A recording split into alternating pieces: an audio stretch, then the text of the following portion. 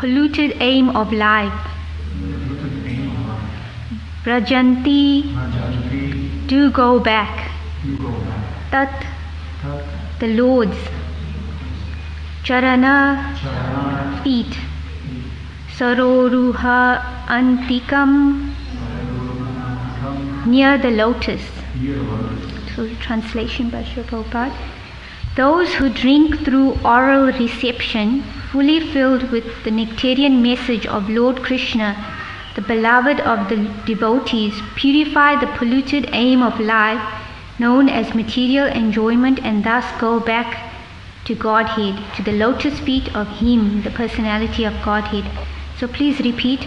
Those who drink through oral reception, fully filled with the nectarian message of Lord Krishna, the beloved of the devotees, purify the polluted aim of life, known as material enjoyment, and thus go back to Godhead, to the lotus feet of Him, the personality of Godhead. Purport by Srila Prabhupada Ki Jai. The sufferings of human society are due to a polluted aim of life, namely lording it over the material resources. The more human society engages in the exploitation of undeveloped material resources for sense gratification, the more it will be entrapped by the illusory material energy of the Lord. And thus the distress of the world will be intensified instead of diminished. The human necessities of life are fully supplied by the Lord in the shape of food grains, milk, fruit, wood, stone, sugar, silk, jewels, cotton, salt, water, vegetables, etc., in sufficient quantity to feed and care for the human race of the world, as well as the living beings on each and every planet within the universe. The supply source is complete, and only a little energy by the human being is required to get his necessities into the proper channel. There is no need of machines and tools or huge steel plants for artificially creating comforts of life. Life is never made comfortable by artificial needs, but by plain living and high thinking. The highest perfectional thinking for human society is suggested here by Shukadeva Goswami, namely, sufficiently hearing Srimad Bhagavatam. These are the sacred texts. For men in this age of Kali, so the age of Kali is referring to, we have 4 cycles. We have like the golden age, and then the silver age, bronze age, and iron age. So we are currently in the iron age, which we call Kali Yuga.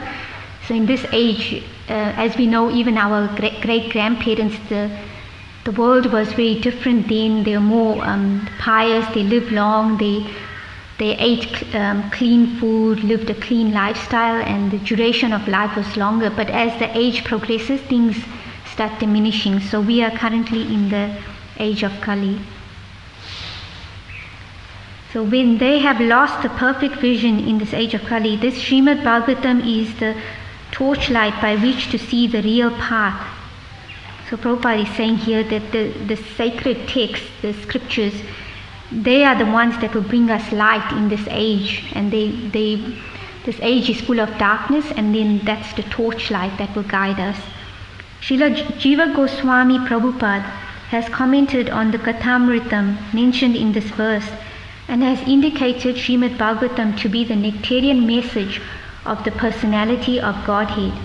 By sufficient hearing of Srimad Bhagavatam, the polluted aim of life, namely lording it over matter, will subside, and the people in general in all parts of the world will be able to live a peaceful life of knowledge and bliss. For a pure devotee of the Lord, any topics in relation with His name, fame, quality, entourage, etc. are all pleasing. And because such topics have been approved by great devotees like Narada, Hanuman, Nanda Maharaj, and other inhabitants of Vrindavan, certainly such messages are transcendental and pleasing to the heart and soul. And by the constant hearing of the messages of the Bhagavad Gita and later of Srimad Bhagavatam, one is assured herein by Srila Shukadeva Goswami that he will reach the personality of Godhead and render him transcendental loving service in the spiritual planet of the name Goloka Vrindavan, which resembles a huge lotus flower. Thus, by the process of Bhakti Yoga, directly accepted as suggested in this verse, by sufficient hearing of the transcendental message of the Lord, the material contamination is directly eliminated without one's attempting to complete the impersonal Virat conception of the Lord. And by practicing Bhakti Yoga, if the performer is not purified from the material contamination, he must be a pseudo-devotee. For such an impostor, there is no remedy for being freed from material entanglement. Thus end the Bhaktivedanta purports of the second canto, second chapter of the Srimad Bhagavatam, entitled The Lord in the Heart. Jai Shri Prabhupada ki Jai. Namo Om Vishnu Padaya Krishna Prasthaya Bhutale Srimati Bhakti Krishna Prasthaya Namo Om Vishnu Padaya Krishna Prasthaya Bhutale Srimati Bhaktivedanta Saraswati Devi Gauravani. So, Hare Krishna and welcome again. So we'll try to speak something on what Srila Prabhupada has written from the teachings of the previous acharyas and from his own realization, because Srila Prabhupada, he's a pure devotee, and for a pure devotee he's in direct contact with the Lord, so he speaks whatever he speaks. A great prophet, a great teacher is coming directly into his heart from the Lord. So we'll speak something on what we have heard the teachers and from Srila Prabhupada's books. So here Prabhupada mentions in this age of Kali Yuga, and because we have new guests, welcome, then I'll explain some of the things. So this, as we mentioned, Kali Yuga, this is the Iron Age, so things have become very difficult, and our memories are shorter than before. We even see, going back to our great-grandparents or even our grandparents, they could remember a lot of things, but we see even young people, we can't even remember what happened yesterday or what we did at the same time yesterday sometimes. So Prabhupada is mentioning by practicing this Bhakti Yoga, so there's a yoga ladder. So just like in school we have kindergarten, and then we go to primary school, high school, university, postgraduate. So this Bhakti Yoga, there's different yogas. So some of us, we may be familiar with Hatha Yoga, that's doing the physical exercises. And then there's different types of yogas. There's Karma Yoga, Jnana Yoga, which is yoga, just like thinking, meditating and gaining knowledge. But this Bhakti Yoga process includes everything in it. So we don't have to endeavor separately to do all these things. Of course, we utilize Hatha Yoga to keep our body healthy and fit, so we can practice this Bhakti Yoga. But Bhakti Yoga is not dependent on any other process. Anyone can perform this devotional service, practice this lifestyle without any requirements or any prerequisite for practicing this Krishna consciousness. So Prabhupada here emphasizes the main point here. We have 9 processes of devotional service.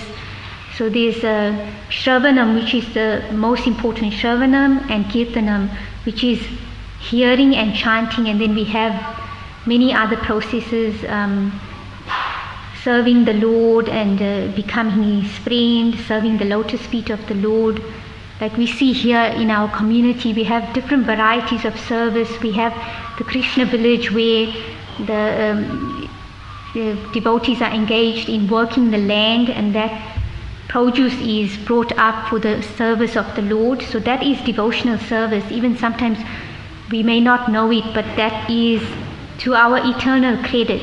When we do something in relationship with the Lord, at the end of this lifetime, it's not like a pious activity that we do, where we do good things for people, and then in the next life we live a very good life. We are vegetarians, we don't kill animals, and we serve the community, we serve our country. Then that is good, but then there's something lacking, because we're not inquiring that what is my purpose in life. Srila Prabhupada mentions in the Bhagavad Gita that there are 8,400,000 species of life.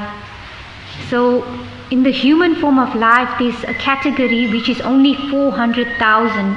So imagine from the 8,400,000 species of life, and there's only 400,000 species of humans, and of those there's also subcategories. Even within our experience, we can see like some people, their consciousness is very low, and like we hear also that people, they are cannibals, and that kind of lifestyle. So even in the human life, there's people who can be in the lower modes of ignorance and passion, and then we have the mode of goodness. So there's no guarantee that we won't fall back down in this evolutionary cycle. So we've heard about reincarnation and karma. So whatever activities we do in this life, we are creating our own future, our own next life. So we can't blame anyone, and we need to take responsibility that when we're doing something in our life, we are actually creating our own future. Just for example, like the children are here, and if they apply themselves in the studies, then they will get the result that they want, and they will be able to progress further. And if they choose to, they can go up to university and study a field of their choice, and they can achieve that. So the human form of life is a package as well, because we have many living entities in the world, and Prabhupada also mentions it's not just this planet. There's living entities in all other planets, but we may not perceive of it. Just like we look through a microscope, then we have to see some organisms we can't see with our naked eye. So similarly, we don't have the consciousness to see the living entities in other planets. So this human form of life is different from the animal species of life. Before we talk about the difference, we'll discuss some of the similarities. What's the same with all living entities? We all eat, and can you name something else? Brinda, do you know any other things that are same with all living entities? What do we all do? We all eat, just like the trees, they're eating from the sunlight. Sleep. Yes, we all sleep. Yes, we all reproduce, yes. So there's eating, sleeping, reproduce or mating, and defending, yes. So all living entities, we have these things in common. We are all eating. Even the plants, they are eating through the sunlight, and there's photosynthesis, and all the animals are eating, the organisms are eating, sleeping, mating, and defending. But what's the difference in the human form of life? Ayodhya, can you tell us something about what's different in the human form of life? Or Brinda, what's different from us human beings to animals? We can chant Hare Krishna. Yes, we can chant Hare Krishna, that's right.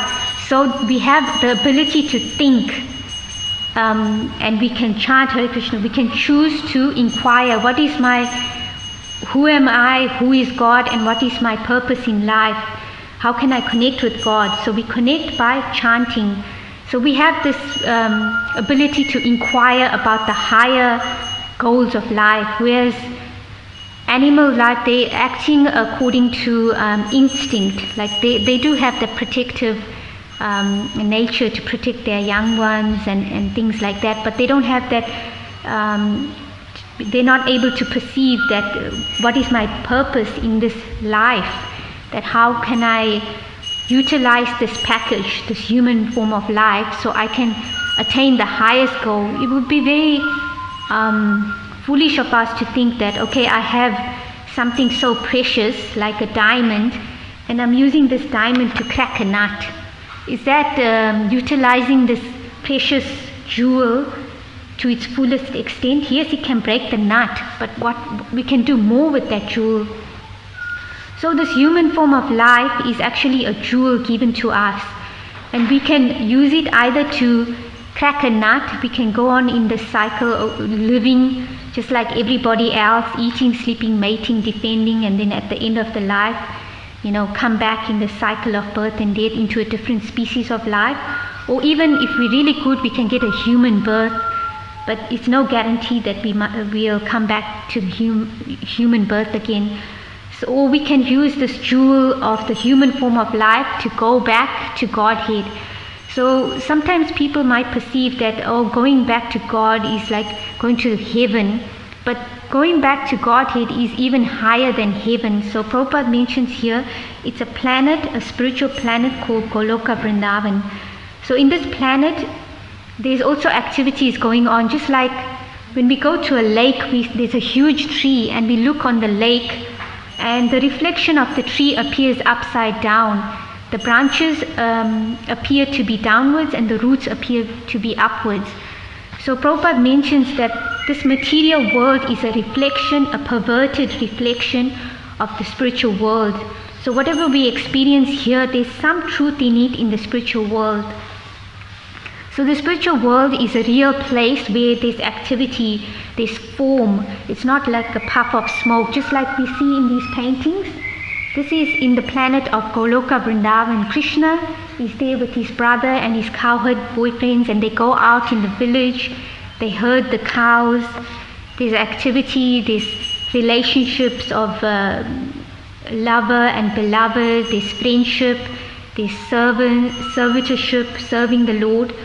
So all this we can experience to the highest when we direct our loving propensity to Krishna, to God. So this rare human form of life, it's very rare. Out of the 8,400,000 species of life, we've come up to the form of the human form of life. And actually we are very fortunate. We are currently living here in Australia. But even in the experience of this earth planet, we see that some people are born in countries where there's so much poverty, so much suffering, that they don't even have that time, or of course anyone can transcend material conditioning.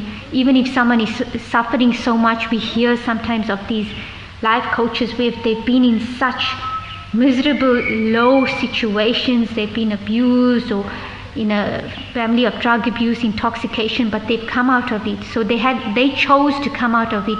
But in general, if we are suffering, we don't want to even think about anything else. We just in that condition where we want to try to come out of it. So here we are all, at the moment we are in Australia, and we are living somewhat comfortably. We have food on the table, and we have even more than that. We have sanctified food, which is food that's cooked and offered to the Lord, which becomes blessed food, prasadam.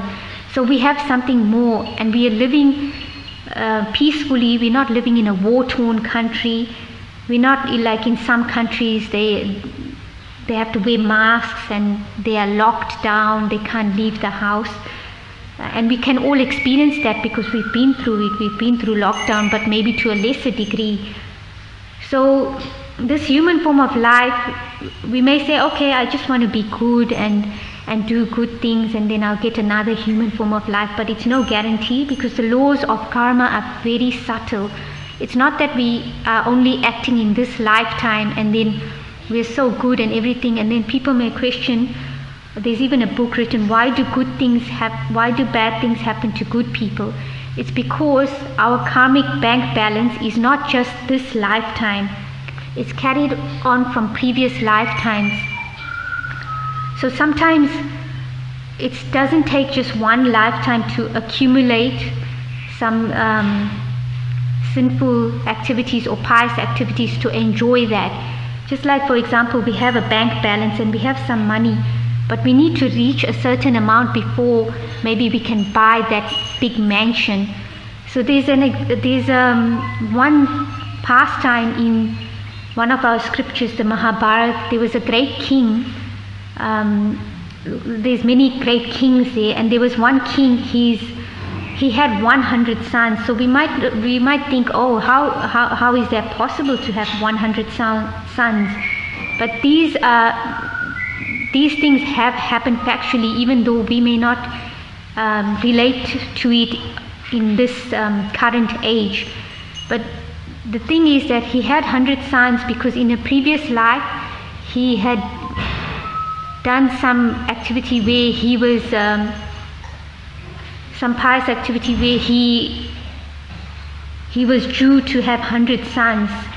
So he had to wait many lifetimes to build up that pious credit to get those 100 sons. So sometimes we think, okay, only this lifetime I do good, but good and bad is coming from many previous lifetimes, and sometimes it's like a seed. A seed, it takes time to fructify.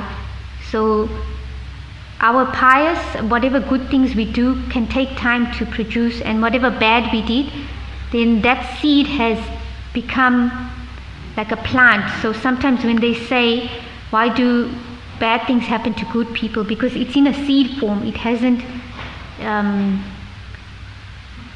fructified, yes, and become a plant. So that's why we don't understand why things happen, but everything happens for a reason, and we have created this. So if we're just a little bit humble and we understand that whatever's happening to me is because of my own actions and my own choices, but at the same time it doesn't mean that if something bad is happening we leave it and we say, oh, this is happening due to that person's karma and I shouldn't help them. This is not our philosophy. Prabhupada said if someone needs help, if someone is suffering, then we don't say, oh, this is due to your karma and this is why you are suffering, you are bad, and that is very impersonal, and it's not showing compassion. But for our own self, for our own purification, we need to be a little bit introspective and understand that I'm in this situation currently is because of the choices I've made in my life.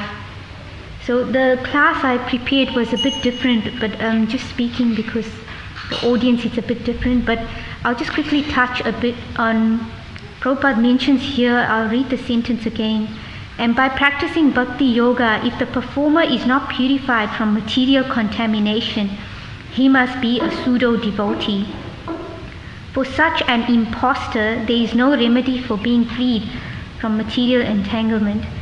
So Prabhupada mentions here, by practicing this process, it purifies our heart and mind.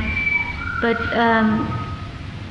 and it says if the performer is not purified from material contamination, he becomes a pseudo devotee or an impostor. So what does this mean is that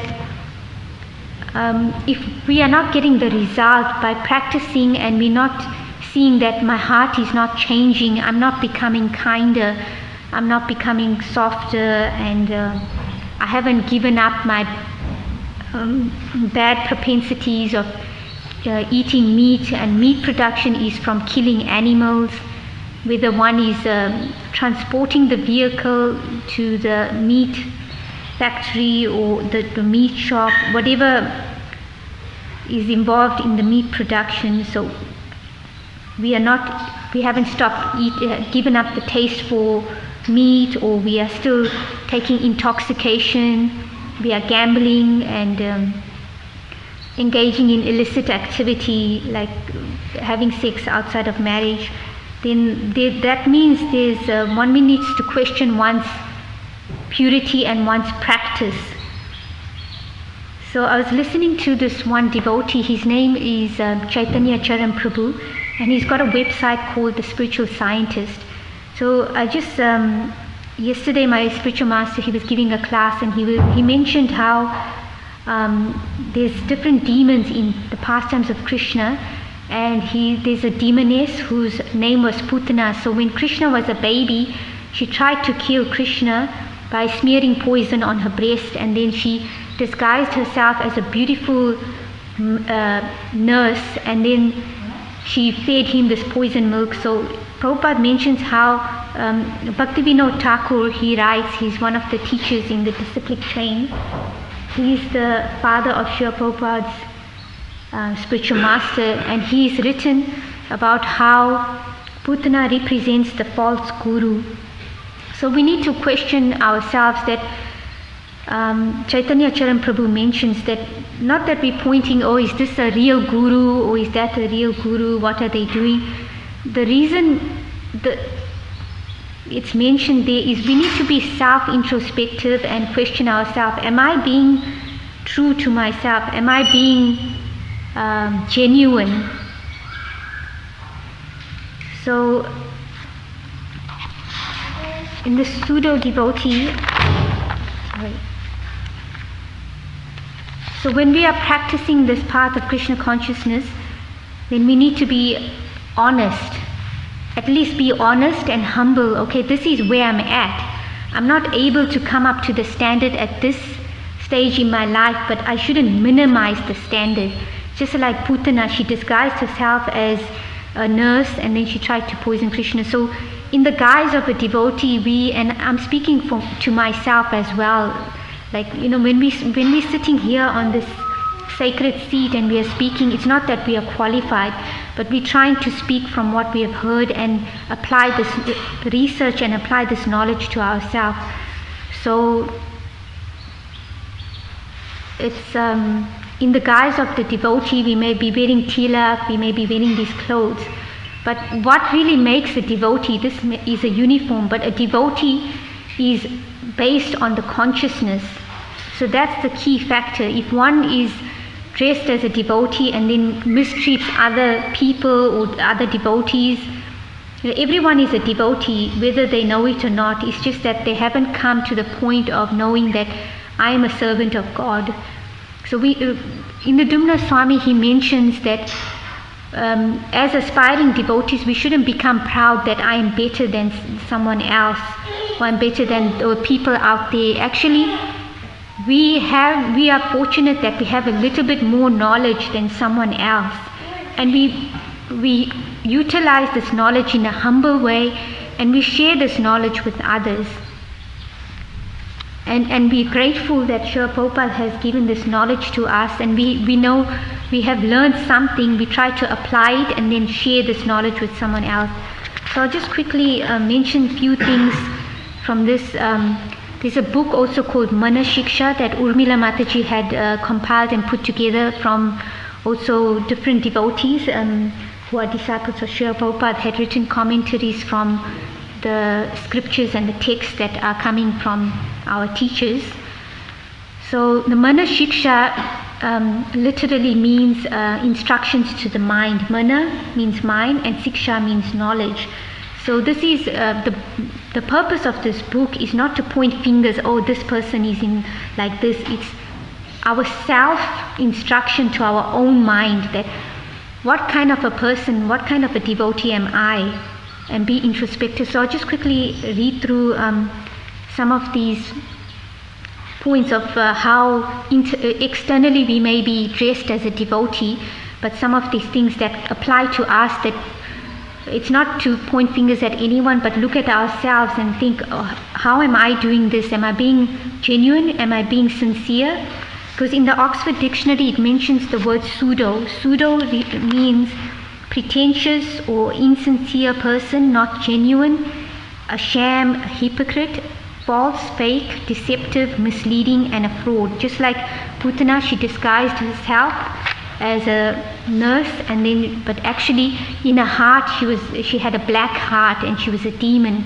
So we are practicing this process, but we need to see externally I may be following, I may be doing devotional service, but what's my heart like? Am I changing? Is my heart being envious of someone else when they're achieving something good? So I'll just quickly read. In there it's categorized. There's 3 types of spiritual practitioners, so I won't separate that too much. I'll quickly read the Mana Shiksha instructions to the mind, verse 6. It says, "O ruffian mind, why do you burn yourself the soul. So we are spirit soul. We are covered by, I'm covered in an Indian body, in a female body. But we are all different souls. There's a soul covered in a tree body, in an ant body, a worm body, different bodies. So we are the soul. So that verse says, "O ruffian mind, why do you burn yourself and me, the soul, by bathing in the trickling urine of the great donkey of full-blown hypocrisy and duplicity? Instead, you should always bathe in the ocean of love emanating from the lotus feet of Shri Shri Gandharvika Giridhari, and thereby delighting yourself in me." So Srila Bhaktivinoda Thakur's commentary in that same book, Shiksha, it says, this verse gives advice to those practitioners who may be able to subdue the 6 enemies of lust, anger, greed, illusion, madness and envy, but have failed to vanquish the great enemies of deceit and hypocrisy. So just quickly read through what it says in the Shiksha. So each type of sadhaka has distinct ways of exhibiting a deceitful nature, hypocrisy, so it says, indulging in sense gratification on the pretext of satisfying the Lord.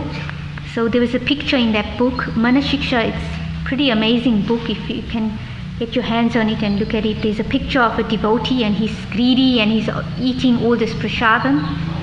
So, and then serving rich, influential materialists instead of serving simple Nirapeksha servants of Krishna. So there's a simple devotee who doesn't have much money or anything, and we are ignoring that person and we are serving a rich, influential guest who comes. Of course, we serve everyone, but not at the cost of neglecting a devotee of the Lord. So we need to also serve the ones who are the devotees who are simply, who are living simply and serving the Lord, and desiring to accumulate more wealth than would ever be needed. Like some people we see, even as aspiring devotees, practitioners, are working so hard to buy so many properties and everything like that, or jewelry, nice clothes, travel around the world. But we need to think, okay, I'm coming to the temple. Am I coming to take from the temple? I'm just coming to eat and then go. No, do some practical service, contribute to the service of the Lord, not just come and eat. And I'm talking to myself as well. If we can't give some donation, we can offer some service and think, okay, I have so much. Krishna sees what is behind our back. We might cheat, okay, I have so many properties, so many cars and whatever, and then I'm coming to the temple, and then I may even put $2, but then we have millions of dollars. So, and then another person comes who hardly has anything, has $2, but they've given their everything. So that $2, what is the value of the $2 given by a poor person who's given their everything, and a millionaire who's given their $2? Not that we're asking for money. Krishna is the richest person in the whole world. He doesn't need anything from us. But by our giving according to our capacity, we also need to be responsible. If I have a family, I can't just give everything, because serving my family in Krishna's service is devotional service. But at the same time, contributing to the service of the Lord at the temple, because the temple is considered an embassy of the spiritual world, and Krishna's potency is very much felt in the temple. Of course, it's also felt at the home where we have our altar and we serve the Lord. So then there's enthusiasm for meaningless temporary gain, even at the cost of envying and harming others.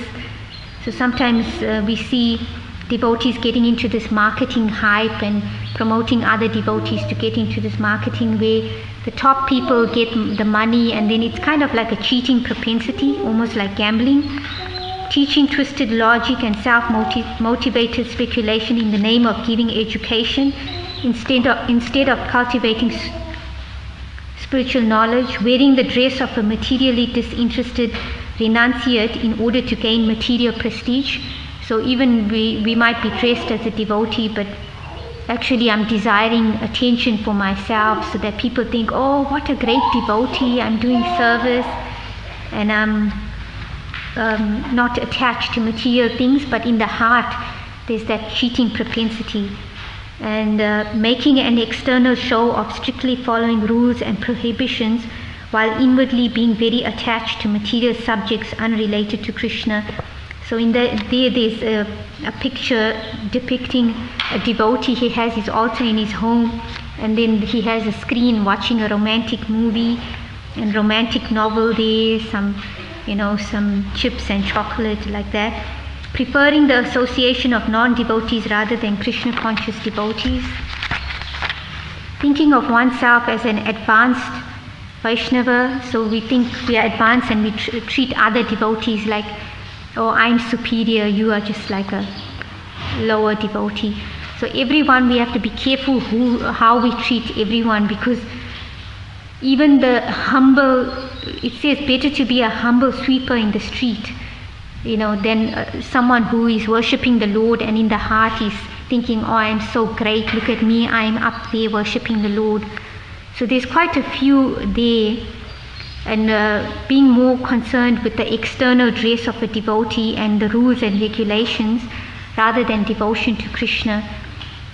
So there's quite a few there, and then I'll just quickly, I won't read all of them because it's nearly time to finish the class, but it says various cheating propensities such as bad arguments, so maintaining impediments to devotional service like lust, anger, greed. So this deceitful nature, how can we get out of it? It's by associating with devotees who have come out of it. And Srila Prabhupada is a pure devotee of Krishna, and he has many disciples and grand disciples. So we also need to read these scriptures so we can also identify who is it that I can hear from, who is it that I can take shelter from. Not that, oh, look at that person, he's not following. No, it's for me to see who I can take association from, not to criticize others. We have enough faults in our own heart. Rather than looking at someone else, try to work on our own heart and seek out the good association. And through prayer and humility and saying, okay, this is where I'm at and I have all these things in my heart. Where do I go on from here? Not just jumping and trying to imitate someone who's on that platform, but not seeing, okay, I'm still at this stage. Let me gradually come up to the stage where I can purify my heart. So being honest and truthful and being absorbed in the pastimes of the Lord, reading the scriptures. And it says here specifically, there's a picture there, it says, hold on to the feet of the beloved devotees of the Lord very carefully and render a lot of service. So we take shelter. Prabhupada, he if you want, you can go on YouTube and you can Google Srila Prabhupada, and you see his many disciples, he went to America. He was living in India and he had the best facility. He is almost 70 years old. He was living in the holy land of Vrindavan and he was meditating on the Lord. He had, one would think when one is retired, a holy person, that's the best situation to be in. But he is so compassionate that he went to the west. He traveled on a cargo ship, and he had 2 heart attacks.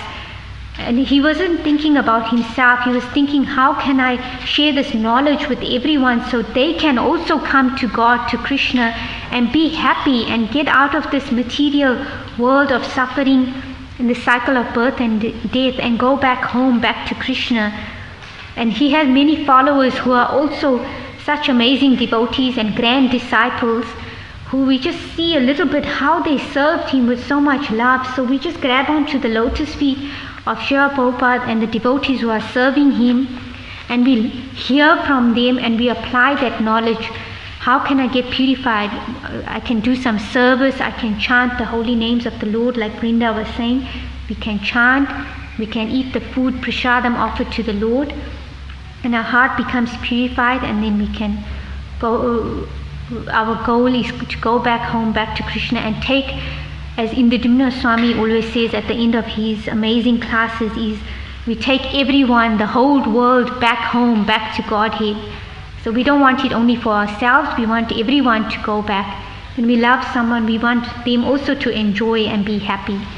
So we'll end there. We just have 5 minutes for any questions or comments.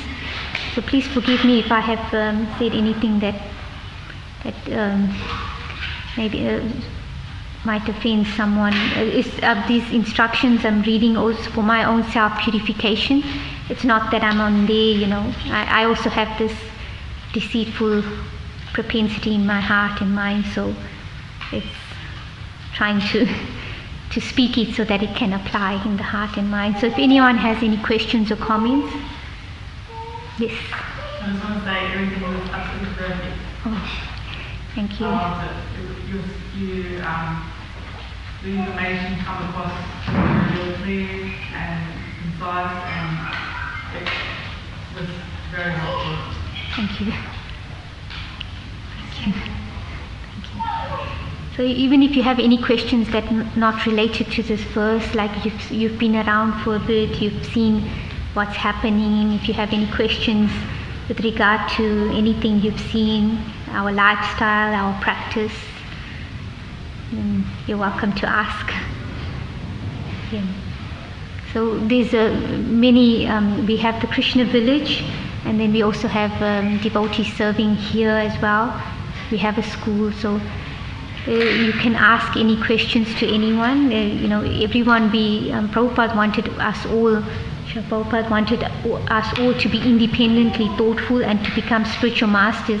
It's not that we take we renounce our life and everything. So becoming a guru means whatever stage of life we're at, whether we're single or we're married or we're in the renounced form of life, we study this and we apply this knowledge and try to share a little bit with others. So that is the meaning of becoming guru. So we hope that this was beneficial. Thank you. Shri Prabhupada ki jai. Ananta Koti Vaishnava Vrinda ki jai.